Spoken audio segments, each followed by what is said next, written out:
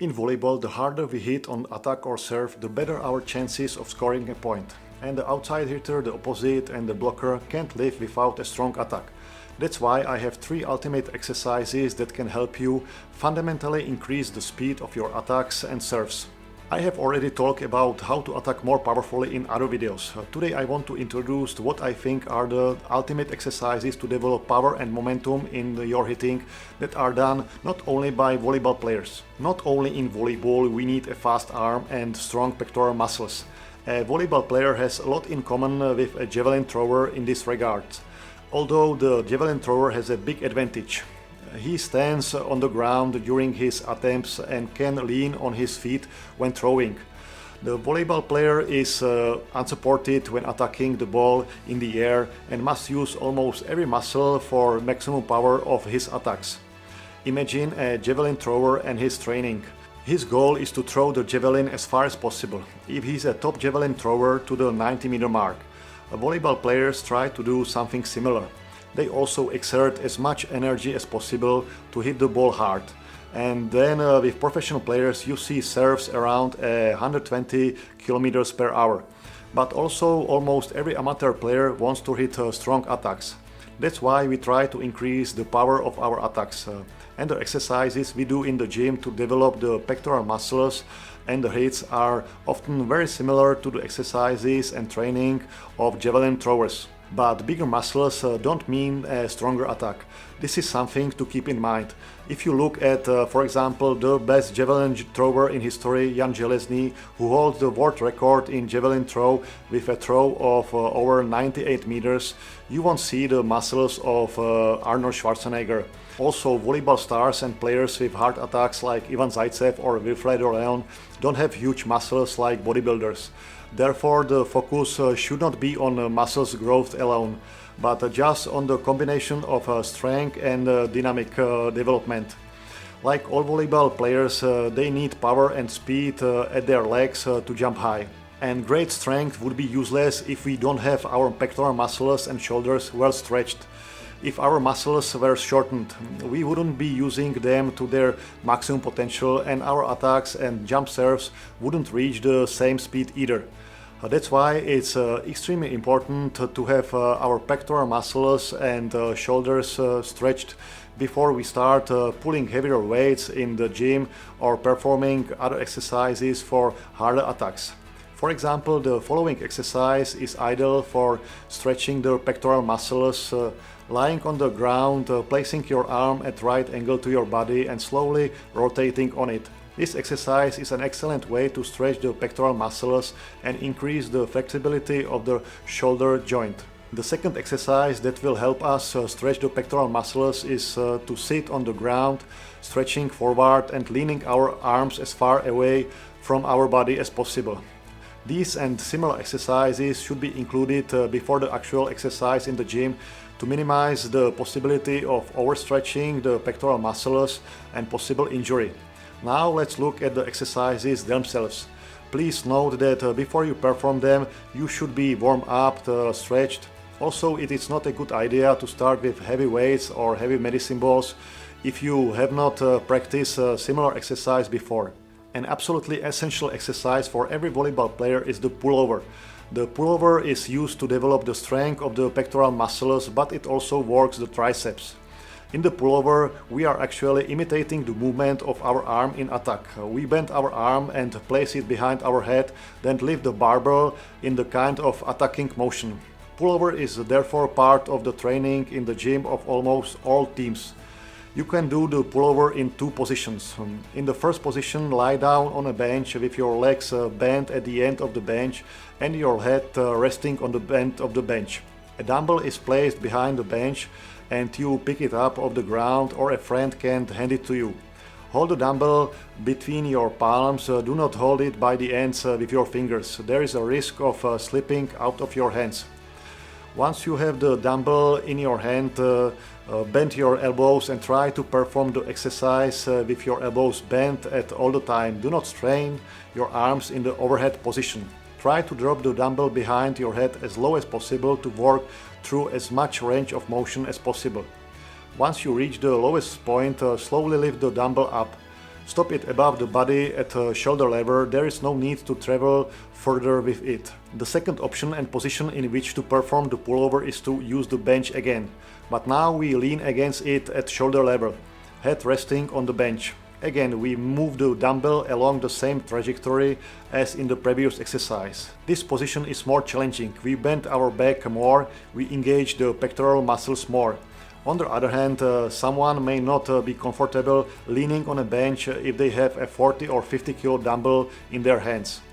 It is also possible to do pullover with a barbell, holding the bar in hands that are no more than shoulders width apart. We can have weights on the sides of the barbell. The difference from the dumbbell exercise is that now we have our hands further apart and engage the pectoral muscles in a different hand position.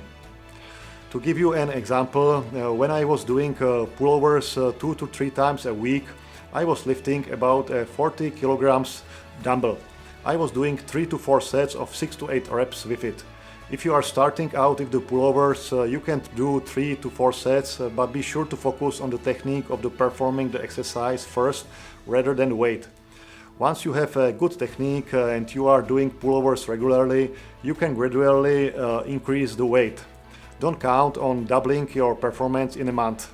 Be patient, as this is a challenging exercise. The second exercise that is excellent for developing the strength and speed of the pectoral muscles, which we need in volleyball, is the use of medicine ball and throws.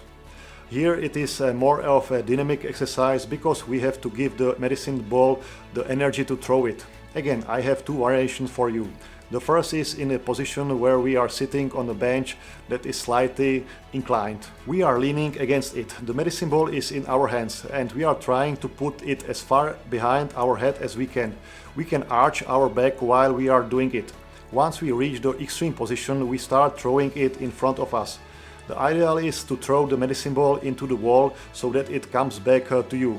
But if you don't have a suitable wall in front of you, then have a teammate or a coach stand in front of you to catch your throws. The other option is to throw the medicine ball while lying on the ground. Lie down on the ground, stretch your legs out. Place the medicine ball in your hands on the ground behind your head. From this position, you will then begin the motion for the throw. Your body should remain on the ground through the throw.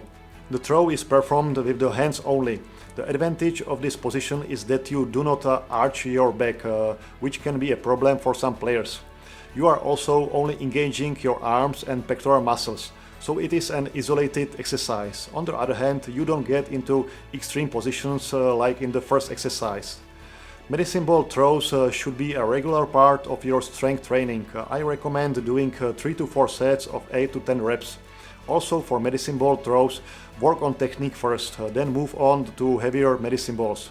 If you manage to get to throw a 5 kilo medicine ball, count on your attacks and serve to have a lot of punch. The third exercise, which is in my opinion the most difficult, sometimes risky, but at the same time bringing a great improvement in dynamics, are exercises with light barbell discs. In the beginning, it is good to prepare the shoulders and arms for the weights in the hands when performing these exercises. I recommend taking light discs and slowly performing circles backward and forward.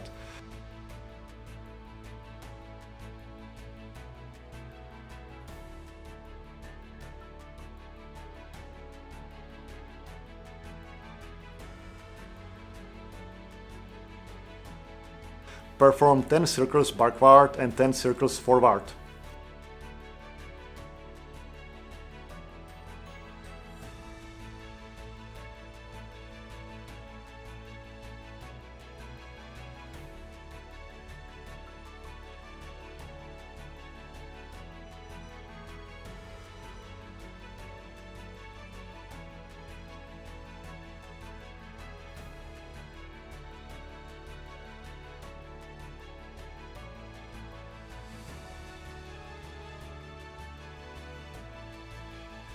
And now we can come to the hardest part, simulating the hand attack movement with the disc in your hand.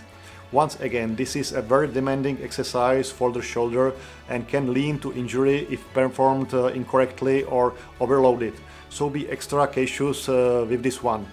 Stand in the starting position. If I'm right-handed, I have my left leg in front. I hold a disc in my hand and slowly execute a swing like an attack. Make sure you get the backward swing right and then move forward. This exercise is not about dynamics, it's not about swinging the arm as fast as possible, but rather about good technique and emotion that we are in control of the whole time. I practiced this exercise myself in Russia. It took me a few months to get good at it, but then I did it with a 5 kilo disc, and I can tell you that the results were great after the exercise. Yes, in the afternoon after the gym I didn't have as much feeling in my hand afterwards, and some of my attacks didn't go where I wanted them to. But otherwise it helped me a lot with my harder attacks and serves. You can also do this exercise in 3 to 4 sets of 8 to 10 reps. So in my opinion, these are the ultimate exercises which will help you to attack harder in volleyball, aimed at developing strength and dynamics, especially in the pectoral muscles. If you are a beginner, take your time with increasing the weight and the weight of the medicine balls. Focus on good technique first. I believe these advice and exercise will help you become a better player. I'll see you in the next video. Bye.